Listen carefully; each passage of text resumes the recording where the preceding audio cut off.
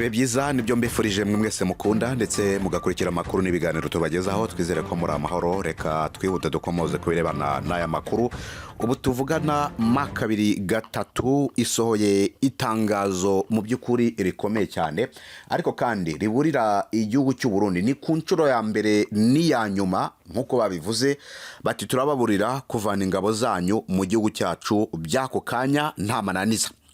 Ingabo rero z'u Burundi ziri mu burasirazuba bwa Repubulika Iharanira Demokarasi ya Congo, kuko kuhaba kwazo ati guteje ikibazo gikomeye ku mutekano wa kino gihugu cyacu ndetse na karere. Ni tangazo Makabiri 3 igeneye igisirikare cy'u Burundi ndetse n'igihugu cy'u Burundi muri rusange.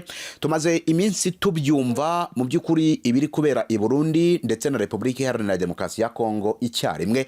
Niyo mpamvu ugiye kubasaba mukanyemerera mukantiza umwanya tukaganira kubirebana n'aya magambo abwiye igihugu cy'u Burundi cyangwa se nuko kuburira igisirikare cy'u Burundi niki kibyishe inyuma, kubera iki Abarundi batari kubyubahiriza cyangwa se ese baraza kubikora. Byose tubiganireho. Witwa Patrick Muyaya, ndetse ubwo turaza kubitwara mu izina rya Repubulika Iharanira Demokarasi ya Congo yose muri rusange. Bashinje u Rwanda kwica amasezerano hadaciyemo n'iminsi mike yasinyiwe i Washington muri Leta Zunze Ubumwe za Amerika. U Rwanda rwatangiye kwica. Ese koko u Rwanda rwatangiye kwica?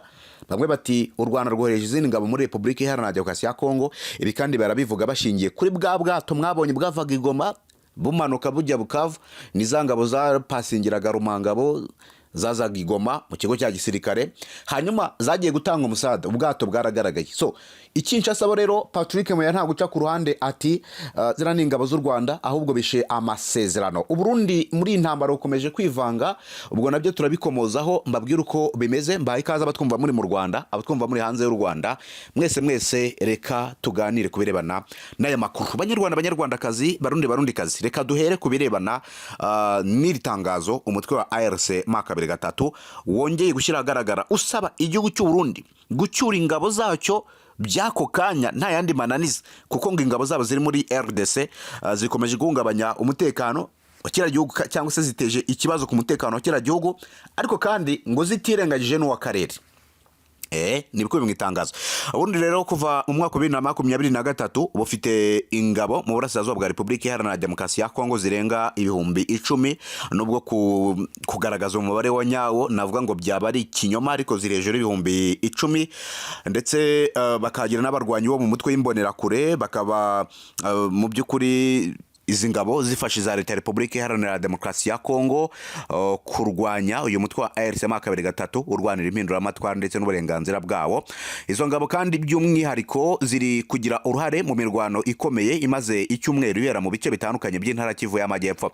Kuva rero imirwano yatangira ku munsi wo kuwa mbere w'iki cyumweru, abayobozi ba ARC Makabiri 3 bakunze kwikoma cyane ingabo z'u Burundi, bashinja gukoresha imbunda ziremereye mu kurasa mu bice bituwe cyane n'abaturage, kandi bikaba biteza impfu nyinshi bigatuma abaturage bahunga, dore ko kugeza kuri ubu abasaga 1,680 bamaze guhunga, abahungiye Bukavu ndetse n'abahungiye mu Rwanda.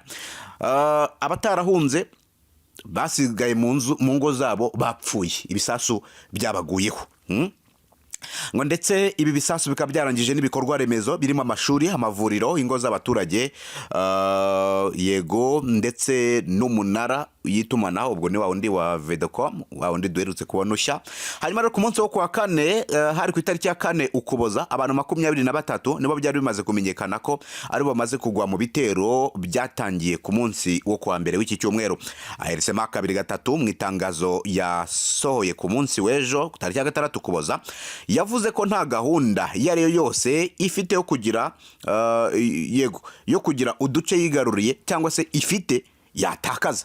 Intego yayo yose kugira ngo yayo yose ngo nukugira ngo kira gihugu cy'u Burundi kive ku butaka bwa Repubulika Iharanira Demokarasi ya Congo, nubwo kira gihugu gikomeje guhungabanya umutekano w'akarere no kugira uruhare rutaziguye mu kubangamira amahoro mu burasirazuba bwa Repubulika Iharanira Demokarasi ya Congo. Umuvugizi wa ARC Lawrence Kanyuka yongeye kuvuga ko kuri ubu isi yose imaze kuba umuhamya w'ibimaze gusenwa gusenywa n'ibisasu bituruka ku butaka bw'igihugu cy'u Burundi nk'imihanda, ibiraro, amashuri, ibigo nderabuzima, amazu y'abaturage ndetse n'isengero.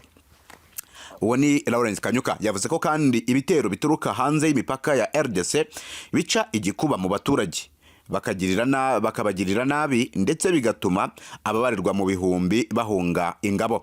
ARC kabiri gatatu yongeye kumenyesha Uburundi ko igihe kigeze bagacyura ingabo zabo. Ati ARC kabiri gatatu irongera gusaba ingabo z'u Burundi ko zakurwa bwangu nta yandi mananiza by'ako kanya mu karere ka Grand Nord Kivu no mu bice bya Repubulika Iharanira Demokarasi ya Congo ziherereyemo, gukomeza kuhaba kwazo biteje icyago gikomeye kandi kitemewe ku mutekano wa Repubulika Iharanira Demokarasi ya Congo. Uriya mutwe rero wasabye abaturage gutuza no gukomeza ibikorwa byabo nta bwoba, ubizeza ko ushikamye mu kubarengera ndetse no kubarindira icyago icyo ari cyo cyose naho cyaturuka ahariho hose. Iri ni itangazo rireba igihugu cy'u Burundi, ni itangazo navuga ngo rireba igihugu cy'u Burundi. Ngira ngo murabizi yuko imirwano imaze iminsi ibera muri biriya bice bya Repubulika Iharanira Demokarasi ya Congo. Kamanyora yararashwe ku rwego rwo hejuru, Kazi birafatwa, Katogoti irafatwa, ibice bigiye bitandukanye bigenda byigarurwa. Kuri ubu tuvugana hari video zikomeje kujya hagaragara, ngira ngo ni umugisha kuko abari ku rubuga rwacu mwebweho muri no kubibona. Abasirikare ba kabiri gatatu aho babera igitangaza no kwa ngo iyo bamaze kugira ahantu bizeye umutekano barifotora avuga ati turimo turambuka uyu mugezi, dore uviranga hariya tuzayataka. No kwa ngo uyu munsi ahantu bageze nimuza kureba iriya video bambuka umugezi, baravuga bati tugiye kwataka Uvira, dore ngiria. So no kwa ngo bahagaze mu misozi iri strategique kuri Uvira, kuko Uvira isa nkaho nubundi iherere mu kibaya, bari mu misozi ikikije iyi Uvira. Nta nubwo twavuga Uvira ngo twibagirwe agace ka Bujumbura, kuko nako barakitege kari mutwo bitege byanga bikunda bashaka kwihorera ku Burundi nako bakarasamo.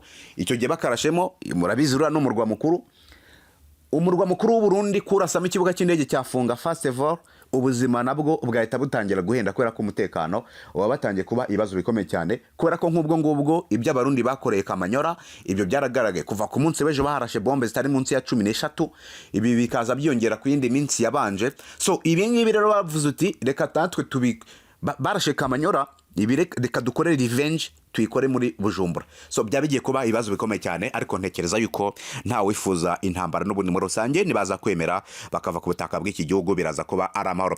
Hanyuma rero Kinshasa, ubutegetsi bwa Repubulika Iharanira Demokarasi ya Congo bwashinje u Rwanda kwica amasezerano yasinyiwe i Washington muri Leta Zunze Ubumwe za Amerika nta n'iminsi irashira. Harimo amasezerano y'ubukungu ndetse narebana n'iby'umutekano. Repubulika Iharanira Demokarasi ya Congo binyuze muri Patrick Muyaya aravuga yuko u Rwanda rwongeye kwica aya masezerano kuko ngo intambara yongeye gukomera no gukaza umurego mu burasirazuba bwa RDC. Ibi biraza bisa neza n'ibyavuzwe n'igihugu cy'u Burundi. Burundi bwarashe muri Congo, babushubije baravuga bati abanyarwanda baraturashe. Rwanda nimba harabayeho Rwanda expansionism simbizi, ariko bashinje u Rwanda ibisasu byabarashe byaturutse muri Congo, bashinje u Rwanda kare rwo rubarashe. Urumva ko mu by'ukuri ibi bintu abantu b'Uburundi intelligence yabo sinzi ukuntu ikora. No kwa ngo ibisasu byaturutse muri RDC bigwa mu Burundi, Abarundi bashinje u Rwanda. Uyu munsi wa none intambara iracyabera muri Congo, mu Rwanda nta ntambara ihari, ariko nundi baracyashinja u Rwanda. Donc bo mu mitwe yabo bamaze kwiyapurikamo ko habayeho Rwanda expansionism, rukaba rwaragutse wenda n'ubundi abo bari kurasa bahafata nko ku butaka bw'u Rwanda simbizi. Ariko nuko nguko yaba Burundi yaba Repubulika Iharanira Demokarasi ya Congo barashinja u Rwanda kwangiza agahe cyangwa se amasezerano n'ubundi muri rusange. Hanyuma ngira ngo tumaze iminsi tugaruka ku basirikare bakomeye, harimo Lieutenant Colonel Atanazi Minani wapfuye, n'umwe mu basirikare bakomeye b'u Burundi. Ubu ngubu indi nkuru mfite imbere yanjye iratubwira ko Lieutenant Colonel Manirakiza, uyu ni umusirikare wa FDNB, uyu we yakomerekeye bikomeye mu mirwano yahuje impande zombi n'u Burundi ndetse n'izi nyeshyamba za kabiri gatatu. Umuyobozi rero wa batayo ya 18 wa undi yari ya 8 y'ingabo z'u Burundi ziri kurwana muri Repubulika Iharanira Demokarasi ya Congo, Lieutenant Colonel Manirakiza Patrice, baratubwira ko yakomerekeye mu mirwano rero yasakirangije ingabo zabo, ingabo yoboye ndetse n'izuriya mutwe wa General Makenga.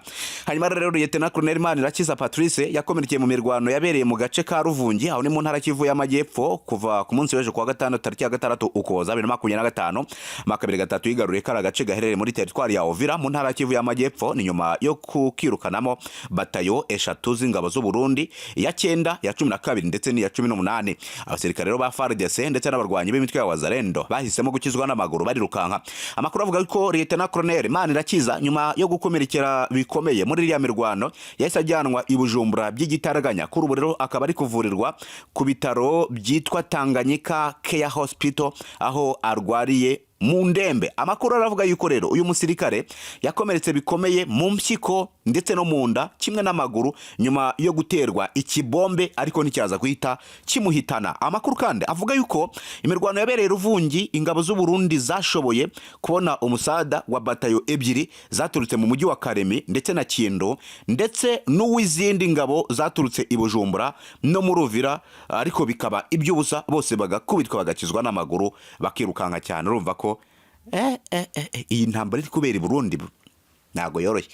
Abarundi ni bamwe mu bantu bafite ibyago bikomeye cyane muri aka karere. Ibi kandi ndaza kubivuga kubera ko babyikururiye gusa reka nsoreze kuri aka kantu mwongere mukumve neza. Inkuru narayivuze ariko reka nyivuge kuko ikomeje kugira gute gusirikira. Ku itariki ya 5 uku kwezi turimo kwa 12 nibwo byamenyekanye ko Uburundi buri mu mugambo wo gukora ibihumbi by'imyambaro cyangwa se by'impuzankano isa n'ingabo z'u Rwanda Defense Force ndetse bagakora n'indisa n'ingabo za Repubulika Iharanira Demokarasi ya Congo. Ibyatumye benshi bongera kwibaza niba ingabo z'u Rwanda zaba zarahaye akazi igihugu cy'u Burundi kugira ngo kibakorere iki impuzankano. Gusa ibyo ngibyo barabihakanye bati nta kazi twahaye Abarundi. Ibi rero byaba biri mu mugambi wo gushaka gusiga icyasha ingabo z'u Rwanda ku mahano bakomeje gukorera muri Repubulika Iharanira Demokarasi ya Congo aba FDNB hanyuma bakoresha izo mpuzankano z'u Rwanda. Amakuru rero y'uwo mugambi yatanzwe na bamwe mu bakozi b'uru ruganda rukora imyambaro hariya mu gihugu cy'u Burundi rwitwa East African Textile Manufacturers. Hanyuma rero ku ya 28 Ugushyingo nibwo uruganda rukorera mu mujyi wa Gitega ngo rwatashywe na perezida w'u Burundi Evariste Ndayishimiye. Ubwo rero umukuru w'igihugu cy'u Burundi yarutahaga hamuritswe imyambaro yarukorewemo irimo y'igisirikare cy'u Burundi FDNB ndetse na polisi y'iki gihugu PNB. Umwe rero mu bayobozi b'uru ruganda rwa East Africa Textile Manufacturers utarifuje ko amazina ye ngo amenyekana yabwiye Radio Publique Africaine ko nubwo mu kwezi gushize aribwo rura ruganda rwafunguwe rwo rwatangiye imirimo mu mezi 5 ashize ndetse no muri ayo mezi rwarimo rukora imyambaro rwihishwa. Uyu yavuze yuko rero icyo gihe bakoze ibihumbi by'imyambaro ya gisirikare isa n'iya RDF Rwanda Defense Force ndetse n'isa n'iya FARDC gisirikare cya Congo. Hanyuma rero Radio Publique Africaine yo itangaza yuko ifite amakuru yuko abakozi bakoraga muri uruganda bakora iyo myambaro mbere yo kugera ku kazi ngo babanzaga gusiga amatelefone yabo ngendanwa mu marembo y'uruganda. Ikindi kandi ngo bakaba mu gikuri barafatiraga amafunguro aho bakoreye. Ibintu bigaragaza ko haracungiye umutekano mu rwego rwo kugira ngo aya makuru atazasohoka. Radio Publique Africaine ikomeza ivuga yuko ubuyobozi bwa Rwanda Defense Force bwabibwiye ko nta soko bwigeze butanga rirebana no gukora imyenda y'igisirikare cyarwo iturutse i Burundi mbere yo kutagira ikindi bavuga kuri iyo myambaro yakozwe. Umuvugizi wa FARDC General Major Sylvain Ekenge nawe ubwo yabazwaga niba iyo myambaro ingabo za RDC zaba ziri kuyikoresha i Burundi cyase zarayitumijeyo yanze kubyemeza cyangwa se ngo kubihakana. Avuga yuko bijyanye yavuga ko ibijyanye n'ibikoresho bitari mu bubasha bwe no Burundi. So hari amakuru yasohotse ngo uyu mugambi w'u Burundi baracyanawukomeje uretse ko uri mu marembera upfuba kubera ko nk'ubwo ngubwo uyu mupaka wa Uvira na Repubulika Iharanira Demokarasi ya Congo amakuru atari official ariko hari nuko kuri ubu igice Uburundi buhuriraho na RDC cyamaze kuba kigerwamo n'intare za Sarambwe. Uribaza ngo biri buze kugenda bite niki kintu kiri buze gukurikiraho. Reka tugomeze dukurikire ibya makuru ubwo nabyo ndaza kuba mbibamenyesha ariko kubigendanye n'u Burundi ndetse na makabiri gatatu ho rukomeje kwambikana komeje kwambikana ubwo ibintu birakomeza kurushaho ku bibazo bikomeye cyane ari nako bagenda barwana. Ubwo byose amakuru naza kujya agaragara ndaza kubibahereza n'ubundi gatanu kuri kagenzi kako.